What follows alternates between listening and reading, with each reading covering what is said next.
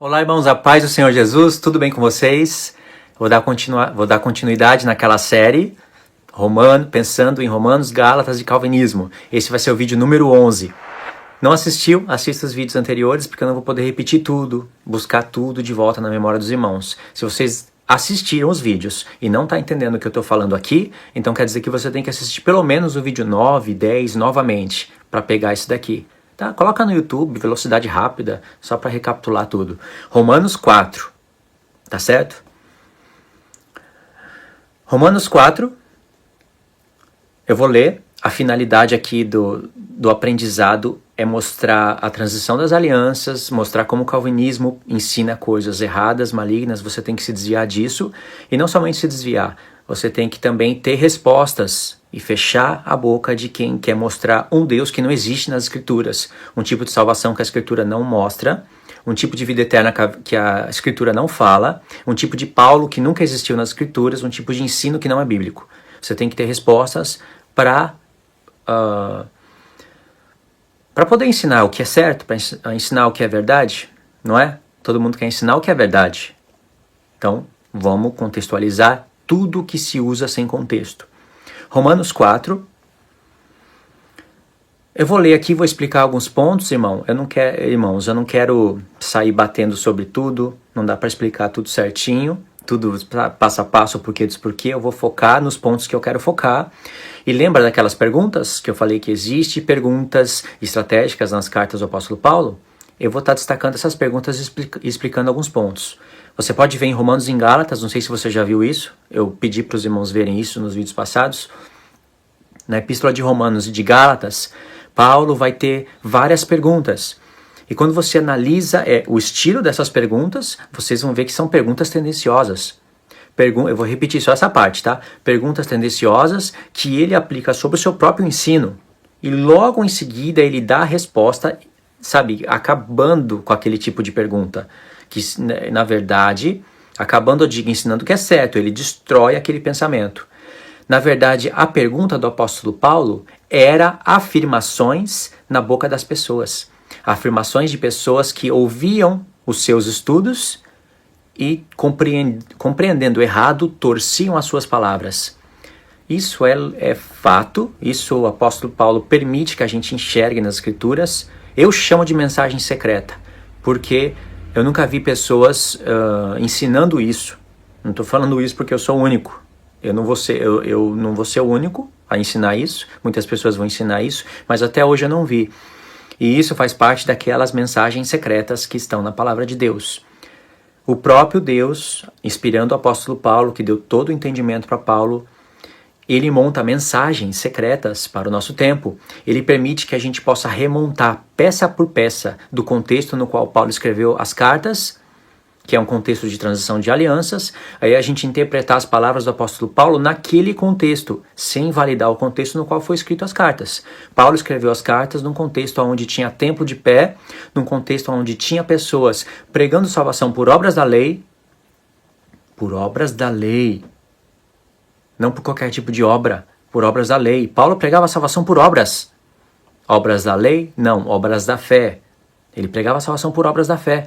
Obras da fé, quem pratica, recebeu a graça de Deus. Quem recebe a graça de Deus, recebe a graça de poder guardar os mandamentos de Deus. Falhou, se arrependeu, você tem um sumo sacerdote nos céus. Mas isso é a verdadeira graça de Deus. É o que Pedro fala. Pedro inicia sua carta falando da graça. No final da carta ele fala, essa é a verdadeira graça de Deus. Então você olha para o final da carta e olha para o começo da carta e olha para o final, ele está falando de uma verdadeira graça.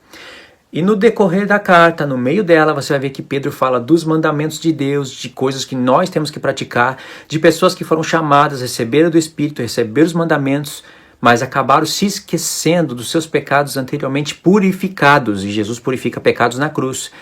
Abandonaram o reto caminho do Senhor, e Pedro não disse, não tem na fala de Pedro as coisas que os calvinistas falam.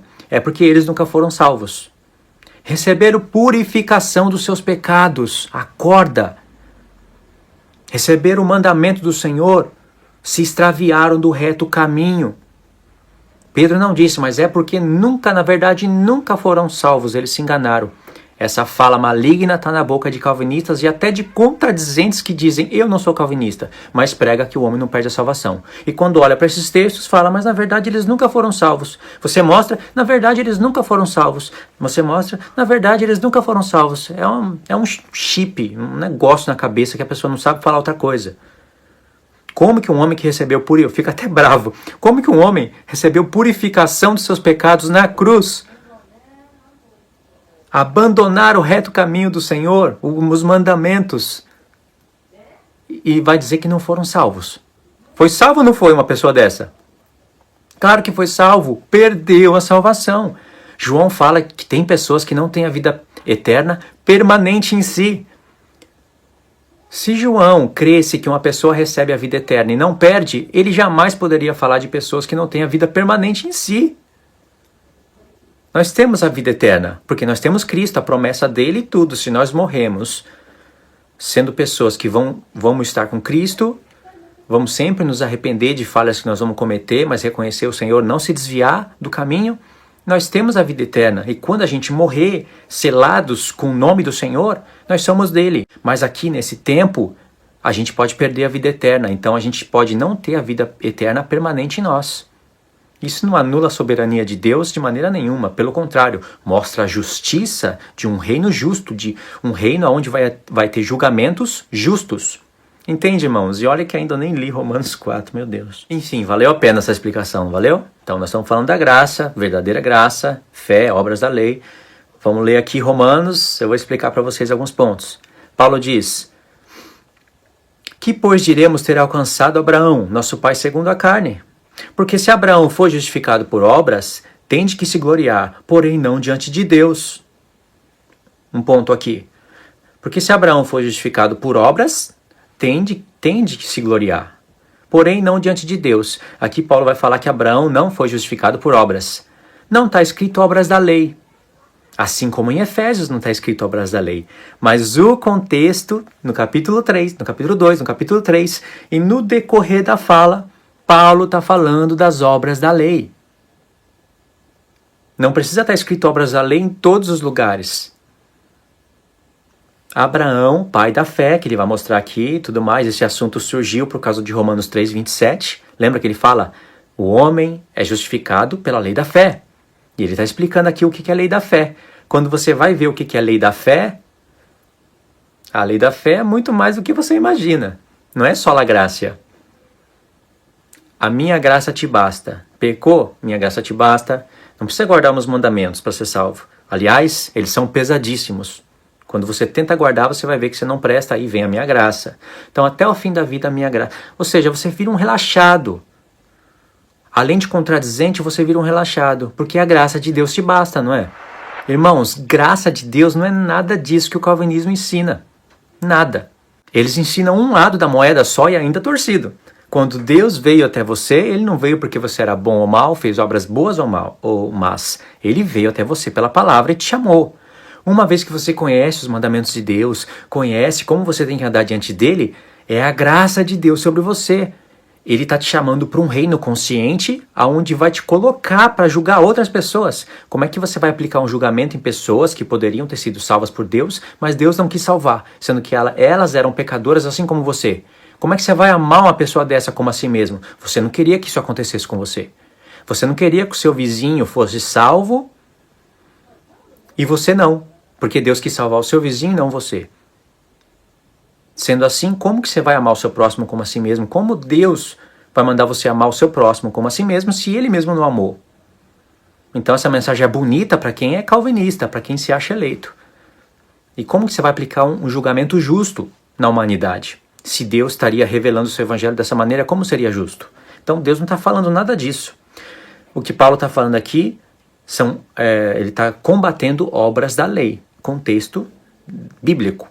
Mas as obras da fé, se você não fizer, irmão, obras da fé, o que é obras da fé? É a graça de Deus, ele vai te dar graça para você poder guardar os mandamentos de Deus, ele vai ter que te ver lutando contra a carne. Aliás, você pode ser salvo se você não lutar contra a carne? Não pode. E lutar contra a carne é guardar os mandamentos de Deus. Lutar contra a carne é fé. E tudo isso está sendo explicado em Romanos. Então, o que Romanos está fazendo na mão de calvinistas? usando só textinhos isolados para sustentar suas doutrinas malignas? Negativo. Verso 3. Pois que diz a Escritura? Abraão creu em Deus e isso lhe foi imputado para a justiça. Ora, ao que trabalha, faz obras, o salário não é considerado como favor e sim como dívida. Mas ao que não trabalha, porém crê naquele que justifica o ímpio, a sua fé lhe é atribuída como justiça. E assim também... É assim também que Davi declara ser bem-aventurado o homem a quem atribui justiça, independentemente de obras. Não está escrito obras da lei de novo. Mas vamos continuar lendo? Aí Paulo vai citar o texto que estava em Salmos. Bem-aventurados aqueles cujas iniquidades são perdoadas e cujos pecados são cobertos. Bem-aventurado o homem a quem o Senhor jamais imputará o pecado. Aí olha a pergunta do apóstolo Paulo, em relação com o que ele falou antes de ser justificado por obras ou não. Vem, pois, esta bem-aventurança exclusivamente sobre os circuncisos ou também sobre os incircuncisos? Visto que dizemos, a fé foi imputada a Abraão para a justiça. Como, pois, lhe foi atribuída? Estando ele já circuncidado ou ainda incircunciso? Aí Paulo vai responder o que é o certo. Não no regime da circuncisão, e sim quando incircunciso. Ponto. Dá uma parada aqui. Paulo está falando de circuncisão. Está falando de circuncisão? Circuncisão é a primeira obra da lei que você pratica para entrar em todo o ciclo. Agora, esse é o contexto. Paulo não está falando aqui, irmãos, vocês estão pensando que vocês têm que guardar os 10 mandamentos para ser salvo? Vocês são salvos pela graça. Paulo não está olhando para um grupo de pessoas naquela época, pregando assim, nós temos que fazer as boas obras para ser salvo, não por causa do sacrifício de Cristo, mas por causa das nossas boas obras. Jesus veio morrer pelos pecados, mas não é isso, na verdade, o que nos salva. O que nos salva são as nossas obras. Aí Paulo viu isso e falou, meu Deus, vocês não entenderam nada. Ninguém é salvo por obras. Vocês são salvos unicamente pela fé. Esse é o que os calvinistas ensinam. Mas Paulo não está ensinando isso. Paulo está ensinando que o homem não precisa ser circuncidado e entrar na primeira aliança, participar de tudo o que a lei mandava participar para ser justificado uma vez que veio Cristo. Por isso que em Gálatas ele explica que as obras da lei, não precisa estar escrito obras da lei em todos os textos, olha o contexto, circuncisão é obras da lei. Por isso que Paulo fala em Gálatas que as obras da lei, elas mostram o pecado para a pessoa, mostra que a pessoa está debaixo do pecado, as obras da lei mostram isso, e também serve de aio para conduzir as pessoas a Cristo. Mas vindo Cristo, não estamos mais debaixo de aio. Agora o homem vai ter que praticar obras da fé para ser salvo. Mas e a graça de Cristo? A graça de Cristo é essa. Ele vai te perdoar, vai mostrar o que você faz de errado, e agora ele vai dar para você a oportunidade de fazer o que é certo, para você ser salvo. Se ele não te dá essa oportunidade, se ele não envia Cristo para morrer na cruz, para ser o seu intercessor durante toda a sua vida, você iria fazer o quê? Nada. Mas você tem responsabilidade. Está na tua mão, não está só na mão de Cristo. Se depender dele, ele salvaria todos, mas ele não quer salvar um exército de robô. Ele quer salvar um exército de pessoas conscientes. Vamos continuar na parte número 12.